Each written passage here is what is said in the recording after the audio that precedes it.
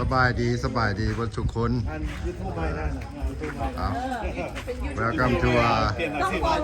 สบายดี Welcome to จีเลยสิริพอเพียงเนาะตอนนี้เขามาเมืองเฟืองสบายดีนะตุ้ยสบายดีนะแก้ว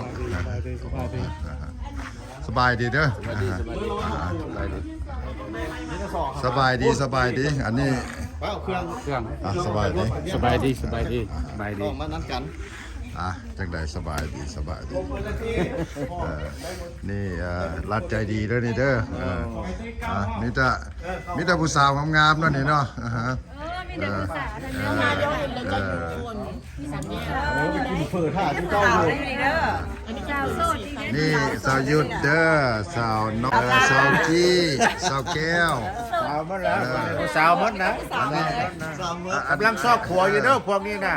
กำลังซอกผัวอยู่ คนที่สอง ผู้เจ้าสู้ จะสอบผู้ที่สาม ผู้ที่สาม เอาผู้ที่สอง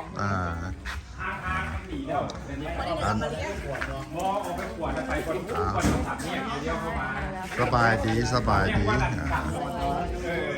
กลับคืนทางเก่า โบโอกาสได้ไปคนเดียว สบาย ขับคืนเก่า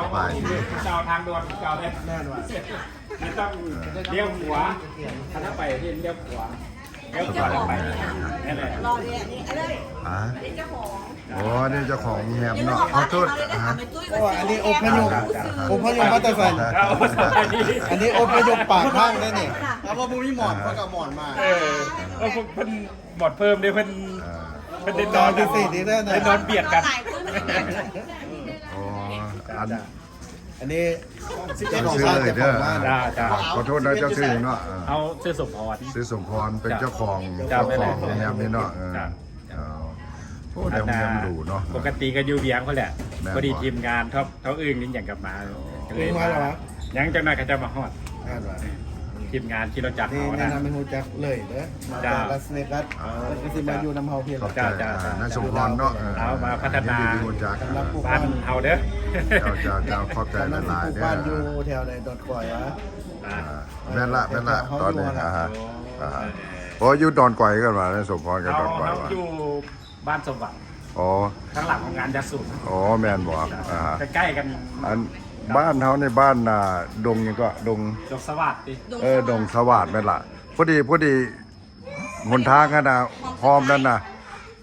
เบื้องขวามือเป็นดอนก่อยเบื้องซ้ายมือเป็นดงสวัสดิ์พอดีอยู่ดงสวัสดิ์เลย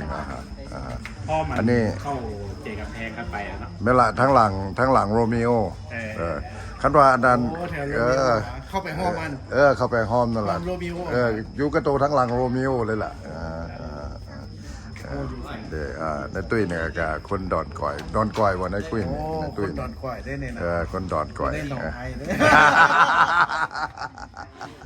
สร้างให้เป็นหนังไทยไหน หนองไห้วะแต่กำลังคนละครึ่งนะ คนละครึ่งบาท คนละครึ่งดอนก่อยแล้วกันหนองไห้ในบ้านก็ยังไม่เข้าใจตะกี้เขาเจ้าอื่นดอนก่อยนะผู้นึงแบบหนองไห้นะเพราะว่ามันต่อขีดเอง โอเคเขียนต่อกัน และสรุปแล้วภาคไอ้ตุ้ยเป็นหนองไทย ใส่หอมดำที่ว่าหนองไห้ หนองไหน เป็นไงนายโจเป็นอะไรขอสัมภาษณ์นายโจได้เนาะเป็นอะไรครับรถมาเมื่อเห็นผู้เอ็นผ่าเนาะอันนี้ปูอย่างนี้ โจมาแล้วโจทางนั้นมาแล้วทางบางเบียร์ทางโจมาก็ดูแล้วยังเหลือแต่เปิดผู้พาแดงที่กับพาบาน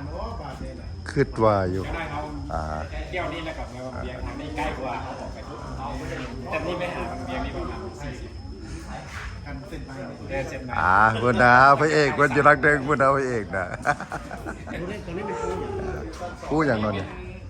ไอ้โจ้แค่นั้นแหละ ผ้าแดงบ่นี่ ผ่าเลื้องผ่าเลื้อง โอ้ผ้าเลื้องผ้าเลื้อง อ๋อผ่าตึ้งก่ายมาครับ โอ้ผาดนอกคำเนาะ ช่วงนี้เขาเพิ่งปิดน้ำแล้ว เด้อทีมมากันหลายคนเบิดทีมYouTube แต่แล้วก็ทีมลาวอเมริกันลาวแคนาดาเนาะ ยังบ่ทันได้อันแนะนำกันเนาะก็มีหลายผู้หลายคนอยู่ที่ว่าบ่ได้พบพ่อกันอันนี้ห้องเฮาโอ้อันนี้ห้องที่อยู่เด้อเบอร์6ห้องเบอร์6ผู้ดีแล้วอันนั้นห้องอันนะห้องบ่ห้องอันห้องเบอร์5นี่ห้องผู้ใดนี่อันนี้ของไอ้ตุ้ยจะบอกไอ้ตุ้ยบอกอย่าให้ดังเด้อให้ฟังเด้อซ้อมเบิ่งเด้อ นี่แม่น ของคอยนี่แหละ เอาของลูกแม่ในโซนอ้าวคุณเจียบวันนี้มาได้ด้วยมาไล่ซื้อขึ้นมาก่อน เอา บ่ได้กันเองก็มี ลงห้องกันบ่ได้เด้อ นี่ไอ้ไปเลย เปลี่ยนค่อยห้องค่อยโบเดียวของคอยสิไล่ขึ้นก่อนของค่อย2ห้อง เอาสิเข้าไปวิวในห้องก่อนเนาะ ไอ้ตุ้ยไล่ เป็น คืน ได้ เด้อ เนาะก็เข้าไปเบิ่งในห้องเด้อ มีคนใน โอ้ห้องนี่ห้องเพิ่นกับห้องกว้างเลยนี่น่ะราคาก็เป็นกันเองเนาะที่ว่าจอดอยู่นี่ เพราะ เนาะ ว่าอาจจะเพจก็ รา จ คา อดไว้แค่ 300,000 2ทิศหลังกูนะแล้วก็ มีเตียง แจ้งเลย king size เนาะห้องใหญ่เติบเลยเนาะอันนี้เป็นห้องเป็นไม้ๆเลยล่ะเป็นไม้เลยเบิ่งเด้อไปพาไปเบิ่งห้องน้ำเด้อป่านนี้อันนี้เป็นห้องน้ำ เดี๋ยวนี้ห้องไอ้ได้แต่ห้องเดียวมาไล่ซื้อไล่ซื้อ เข้าได้2ห้อง ของเจ้า2ห้อง ของเขา2ห้อง ในห้องน้ำเป็นไม้ๆอย่างใดก็ได้เนาะนี่สักโครก